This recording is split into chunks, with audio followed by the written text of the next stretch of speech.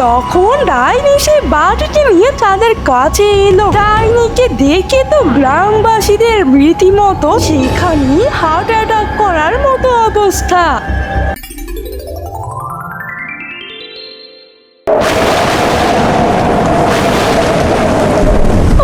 শুনছো, গরিব কিন্তু আর বেশি চায় না, যা হচ্ছে তা দিয়ে আজকে আর কালকে চলা যাবে, কিন্তু তারপর কি করবো? ওদিকে মেয়েটা মাছ ছাড়া ভাত খাবে না বলে রাগ করে ঘুমিয়ে পড়েছে। সবই তো দেখছি বল, কিন্তু কি করবো বলো? এই বৃষ্টির জন্য যে ঘর থেকে বেরোবো, তাও না এর মধ্যেই ঘর থেকে বেরোলেও তো কোনো লাভ নেই, কারণ বৃষ্টির জন্য কেউ তো কোনো কাজই করছে না।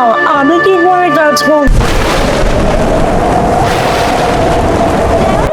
শুনছো, চলো আমরা আগে শহরে আমার বাপের বাড়ি চলে যাই। এই বৃষ্টি মনে হয় আর পাবে না, টানা 5 দিন একটু না তুমি এত বৃষ্টি। বাবা গো বাবা, এবার নিশ্চয়ই বন্যা হবে। তার আগে চলো আমরা আমার বাপের বাড়ি শহরে নিরাপদ জায়গায় চলে যাই। বাবা, এত ভয় পেয়ে না তো, এমন বৃষ্টি প্রায় দিনই আমাদের এখানে হয়। গত 10 বছরে এর যে কেউ ভয়ানক ঝড় বৃষ্টি হলো, তাতে কিছু হলো না। আর এই সামান্য বৃষ্টিতেই নাকি বন্যা হবে। চুপচাপ বসো, দেখবে কালকের মধ্যেই বৃষ্টি থেমে যাবে। যমুনা নদীর তীরে অবস্থিত ছিল সুন্দরবন গ্রাম। গ্রামের সবাই মিলেমিশে একসাথে খুব হাসি খুশিতে জীবনযাপন করছিল। কিন্তু একদিন হল কি, সেই গ্রামের আকাশ কালো মেঘে ঢেকে গেল আর ভারী বৃষ্টিপাত হতে শুরু করলো। একটানা 5 দিন বৃষ্টি হওয়ার পরও বৃষ্টির কোনো থামার নাম গন্ধ নেই। এমন বৃষ্টি গ্রামবাসী গত 10-15 বছরেও দেখেনি। সবার মনে একটা ভয়, আতঙ্ক। এই বুঝি বৃষ্টির জন্য বন্যা এলো এলো। সবার একটাই প্রার্থনা, বৃষ্টি যেন খুব দ্রুত থেমে যায়।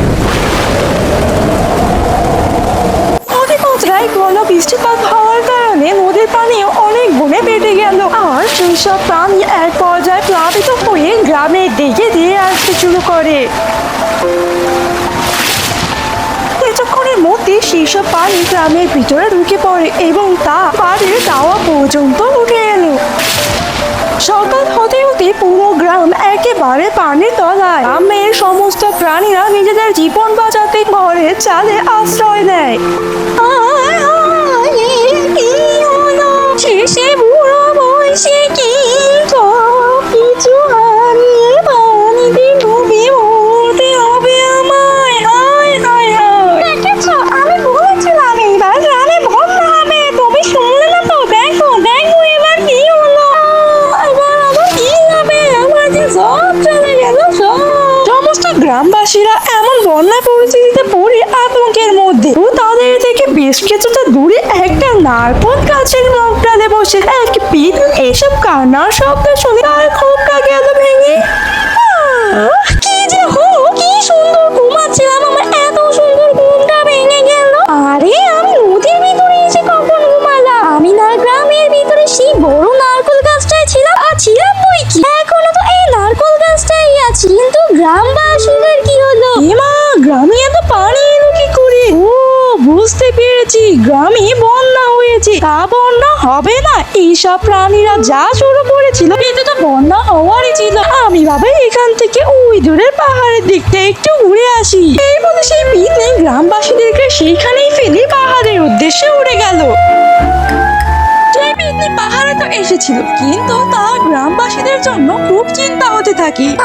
আমার গ্রামবাসীদেরকে এমন ভাবে একা রেখে আসা উচিত হয়নি। যতই হোক, ওরা তো আমারই গ্রামের লোক, ওদের প্রতি তো আমার একটা দায়িত্ব আছে নাকি? কিন্তু আমি একা একটা ডাইনি, ওদেরকে কি করে বাঁচাই? ডাইনি এই বলে কি করবে ভেবে না পেয়ে তখন সে নিচে দেখতে পেল অনেক বড় একটা কচুর বাগান। পাশেই ছিল বিশাল বড় একটা বাঁশঝাড়। যা দেখে ডাইনির মাথায় চট করে একটা বুদ্ধি চলে আসে। আরে আরে, আমি তো এইসব কচু পাতা আর বাঁশ অন্যান্য কিছু পাতা জঙ্গল থেকে সংগ্রহ করে এনে একটা সুন্দর বাড়ি বানিয়ে নিয়ে যায়। এরপর সেই ডাইনি ওই গাছটা থেকে নেমে কচু বাগানে এসে উপস্থিত হলো, আর সেই নিজের জাদু ক্ষমতা ব্যবহার করে সেখানে থাকা সমস্ত কচু পাতা ও বাঁশ কেটে একত্র করে ফেললো। এরপর ডাইনি সেই সমস্ত বাঁশ দিয়ে একটা বড় বেড়া বানাতে শুরু করলো। বেশ সুন্দর বড় বাঁশের বাড়ি বানিয়ে ফেললো। তার ছাউনিটা ছিল কচু পাতা, কলা পাতা সহ আরো নানান পাতার তৈরি। বাবা গো বাবা, কি পরিশ্রম তাই না গেল এই বাড়িটা বানাতে। যাই এবার ওই বর্ণাঢ্যদের কাছে যাই, জানি না উনির এখন কি অবস্থা। ধুর বাবা, তাড়াতাড়ি যাই তো। এই বলে ডাইনি নিজের মায়াবী ক্ষমতা ব্যবহার করে নিমিষের মধ্যে সেই জঙ্গল থেকে সোজা সেই বন্যা প্লাবিত হওয়া গ্রামে উপস্থিত হলো। এরপর ডাইনি তার ভাসমান বাড়ি নিয়ে বন্যার্তদের উদ্ধারের জন্য বেরিয়ে পড়লো। অন্যদিকে দূর থেকে বন্যায় আটকা পড়া মানুষেরা কাউকে ভাসমান বাড়ি নিয়ে তাদের দিকে আসতে দেখে বেজায় খুশি হলেও যখন ডাইনি সে বাড়িটি নিয়ে তাদের কাছে এলো, ডাইনিকে দেখে তো গ্রামবাসীদের রীতিমতো সেখানে হার্ট অ্যাটাক করার মতো অবস্থা।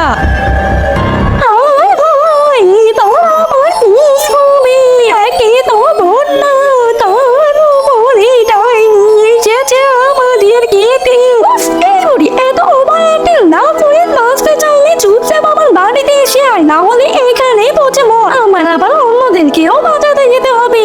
এই কথা শুনে সেই বৃদ্ধা শিয়ালিনী আর কিছু না বলে ডাইনি সেই ভাসমান বাঁশের বাড়িতে উঠে বসলো।